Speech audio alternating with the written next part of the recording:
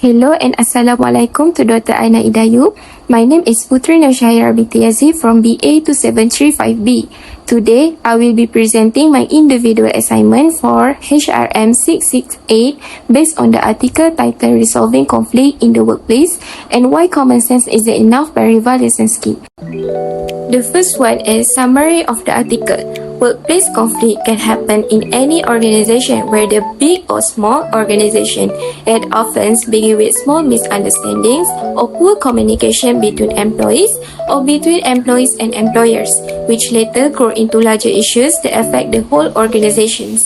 The article emphasized that resolving conflict is not just about using common sense, but rather about applying communication skills, empathy, and training to handle conflicts effectively and fairly. Next, why common sense isn't enough? According to the article, everyone's idea of common sense is different. People often believe that they can resolve the problems based on their own experience or emotions, but sometimes this situation can make the worse. True conflict resolution requires proper training in active listening, effective communications, and understanding the needs and perspective of others. Therefore, it is not enough to rely on instincts, but structured approaches are more effective in preventing further tensions. So, there are two main causes of workplace conflict mentioned in the article. The first one is poor communications.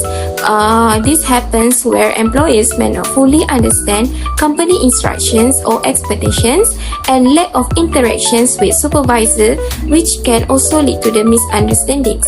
The second one is perceived inequality. Some employees feel unfairly treated, such as when a manager shows favoritism. It can result in tension and frustration among them. Both causes reflects how the absence of clarity and fairness can disrupt workplace relationships and productivity. The article also highlights that conflict can be resolved quickly or may take a long time depending on their nature.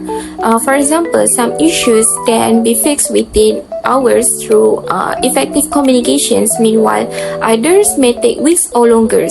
Berg, who is the conflict resolution expert interviewed in this article, also reminds us that getting help from a professional facilitator or mediator is not a weakness for the company, but it is actually a sign of strength and smart leaderships. To conclude, for this article is conflict resolution is a skill and not everyone can do it and know it naturally how to handle the conflict problems that occur in the workplace. Using empathy, communications and structured problem solving is better and more effective than relying entirely on common sense. This is because not everyone has good enough common sense in handling conflict problems. Therefore, it requires some skills and efficient way to overcome it. Next is the critical analysis. From my point of view, I agree with the author's perspective that common sense alone is not enough to resolve the conflicts. This is because common sense is subjective. It depends on personal experience and emotions. Effective conflict resolutions require systematic approaches, empathy, and structured dialogues. For my justification agreement that can be seen in systematic approaches over intuitions. I agree with the article when Berg said that relying solely on common sense is not enough to resolve the conflicts. The article is accurate in identifying where intuitive responses can be shaped by biases, emotions, and unexamined assumptions. The researchers have found that unresolved conflict can lead to the poor productivity, disengagement, and then disruption of the organization structure. For example, the article from this Kislik 2019 said that it found that U.S. businesses lose around $359 billion annually due to unresolved workplace conflicts, including disengagement, absenteeism, and wasted time. This supports the Berg's argument that relying only on intuition or emotion can be costly. Also, we can see in the local context, in the Malaysian context, workplace hierarchies and power differences can also lead to the conflicts. For example, in a Malaysian manufacturing company, employees may hesitate to voice disagreement due to respect of authority. Hence, it is important for the organization to implement cross-cultural training and structured mediation processes. For real-world example that can be seen is in a hospital in Singapore. According to the LIM 2022, the hospital introduced a formal conflict resolution to panel to overcome and alleviate conflict problems and move beyond informal common sense talk to a structured process. This shows that the Berg's agreement about common sense not being enough in dealing with the problem of conflict is correct. Based on the article and supporting research, I would like to highlight two recommendations. The first one is provide training and mediation opportunities for all employees. Organizations should invest in training programs that focus on emotional intelligence, negotiations, and communication skills.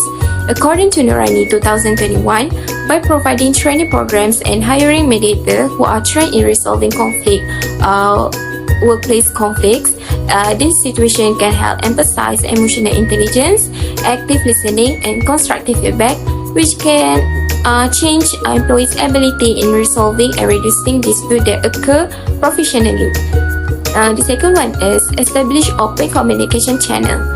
The organization should promote open communication between employers and employees who are involved in the conflict problems. This is because employees will feel safe to express their feelings openly without fear of punishments and can create mutual trust between superiors and employees. Based on Lee 2024 and Sri Mulyani 2023, said that strong communication and transparent dialogue can reduce tensions that restore in silence and encourage teamwork. Therefore, employees need to take this step by regularly holding meetings for every employee who is facing conflict problems, offering feedback sessions, and maintaining an anonymous feedback platform for them so that they can trust management in overcoming conflict problems that occur especially in the workplace. To conclude, conflict resolution is not instant, but it is a skill. While common sense may help guide our initial reaction, however, it cannot replace structure, training, empathy, and communication skills. Organization that invest in these skills will be able to maintain a healthy, productive, and supporting workplace environment. That's all for me. Thank you for watching.